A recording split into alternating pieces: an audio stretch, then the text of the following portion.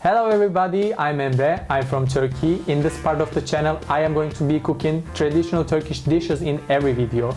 And what I'm going to cook today is lahmacun, which is Turkish pizza.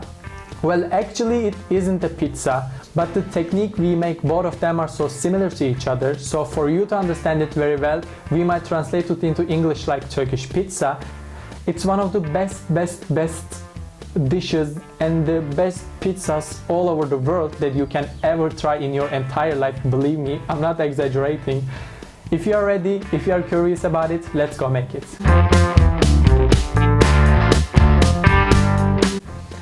We need to start with making the dough because we are going to leave it aside to rest, and then we are going to be able to carry on with the other steps.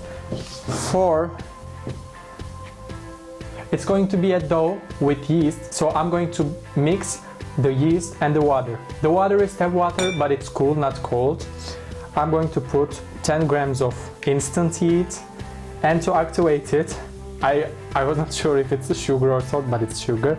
I'm going to add 1 pinch of sugar.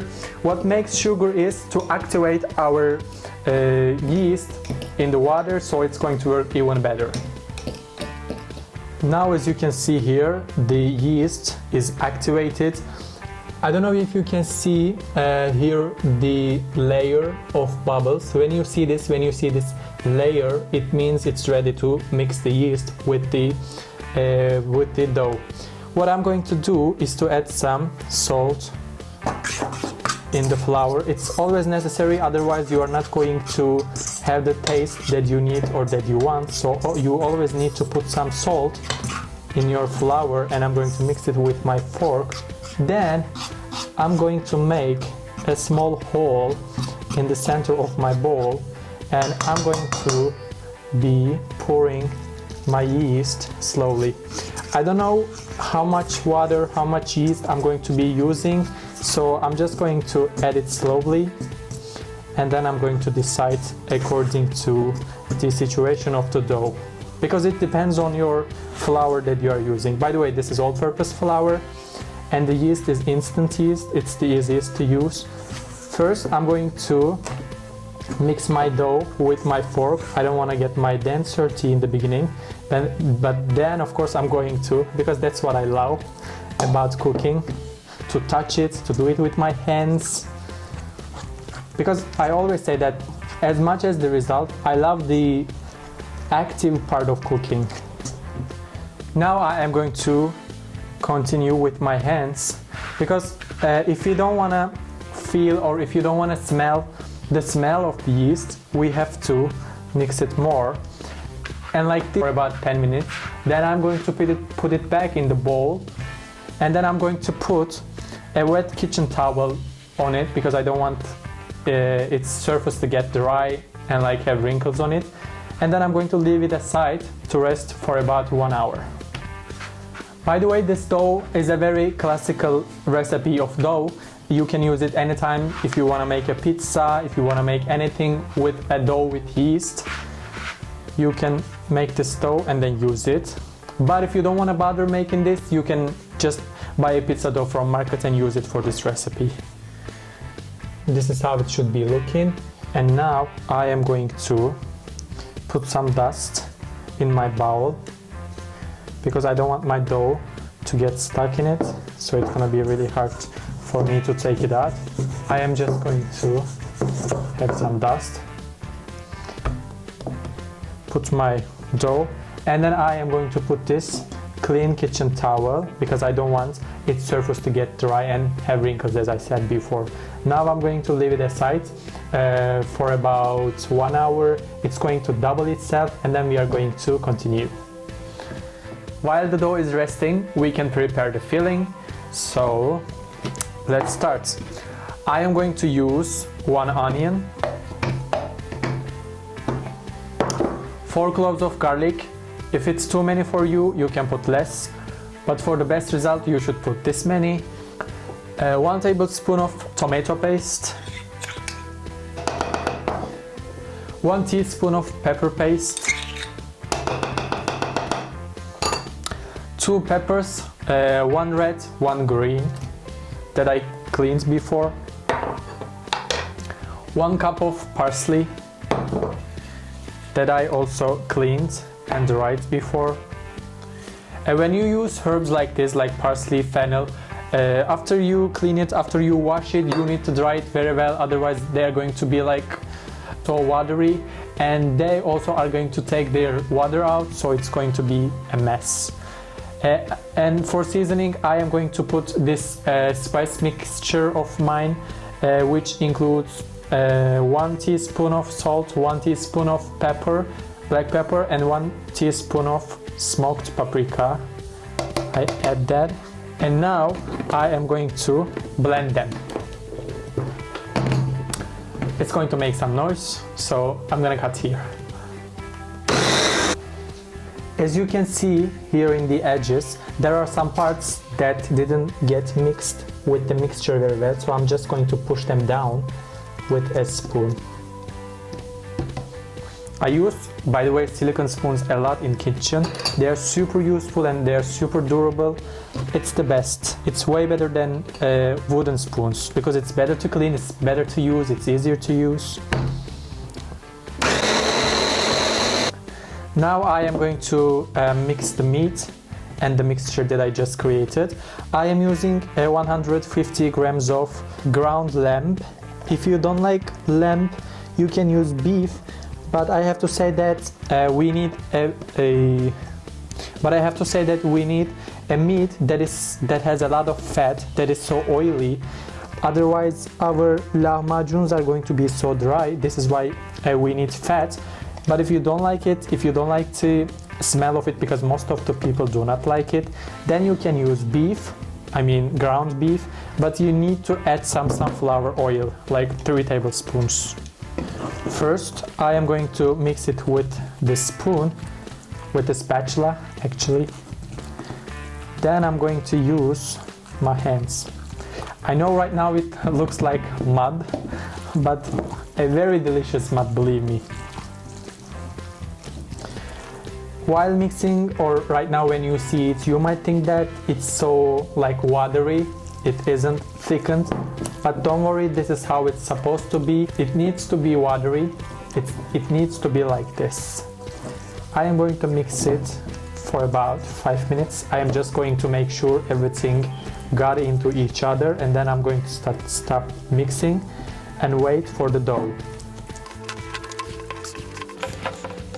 It has been 1 hour. Now let's see if the dough is ready or not. Let's open it together. I didn't open it before, by the way.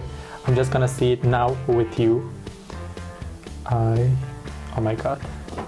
Look at this. It looks just perfect. I'm so proud of myself, I have to say. I'm going to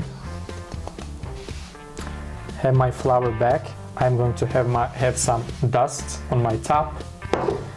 And I am going to, maybe I should do it like this. I'm going to take my dough out of the bowl.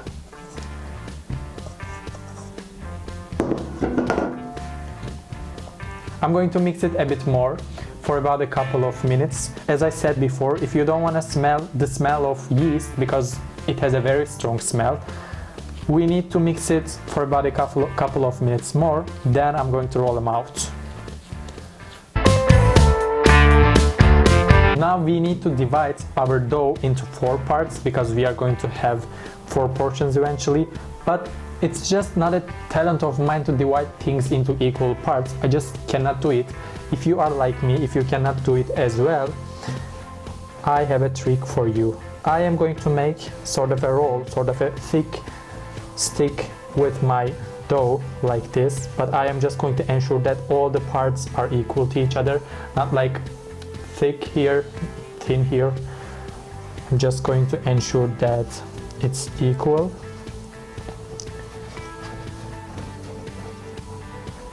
I think now it's equal. I mean, equal enough for me. As I said, we are going to have 4 parts, so I am just going to halve it, divide it into 2, and then I am going to divide the 2 parts into 2. So I am going to have 4 equal parts, like this. And I am going to make them small balls in my hands. Now we are going to roll out our doughs. For this I have to dust my top a bit, and then I'm going to put it in the center. I am going to take my rolling pin. I also have to dust it because, as you know, this dough is so sticky, so I don't want to get in trouble with it. Now I first of all am going to roll it out with my fingers. You can just continue with your fingers until the end. You don't have to use or have a rolling pin, but this is easier and faster like this. I am just going to roll it straight into one side like this, without changing it, without moving it like this, just straight like this. And then I'm going to turn it and roll it out straight like this as well. Like this we are going to have a better shape.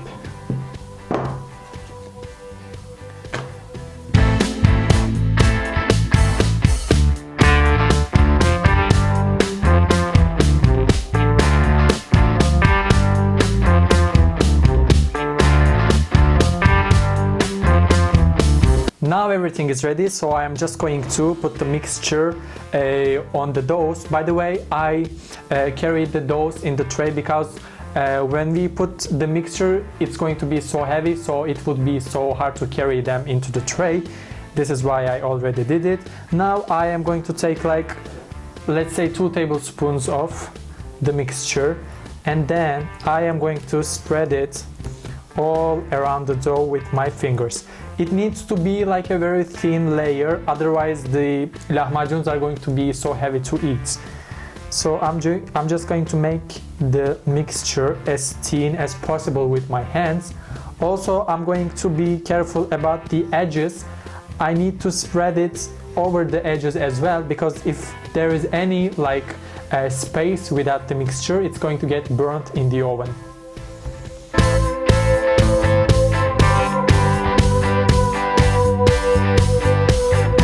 Now lahmacuns are ready, they look amazing. I am just going to put them in the oven, which is preheated to 250 degrees, and they're going to stay in the oven for about 10 minutes. It's enough for them because they're already so thin and they're going to be cooked immediately.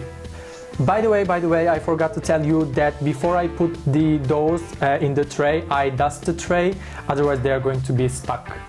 After 10 minutes in the oven, this is our lahmacuns over here. They look and smell amazing. I cannot explain this to you. I'm literally drooling right now. I cannot wait to eat. I hope you like the recipe as well. If you do, you can like my video and support me. By the way, traditionally we eat lahmacun with some herbs, with rocket and parsley. How you do it is like you put parsley and rocket in the lahmacun, squeeze some lemon, wrap it and eat it. Best combination. If you like this one, you can check my other videos. There are other Turkish recipes in my channel, also some culinary tips. For them you can subscribe to my channel for free.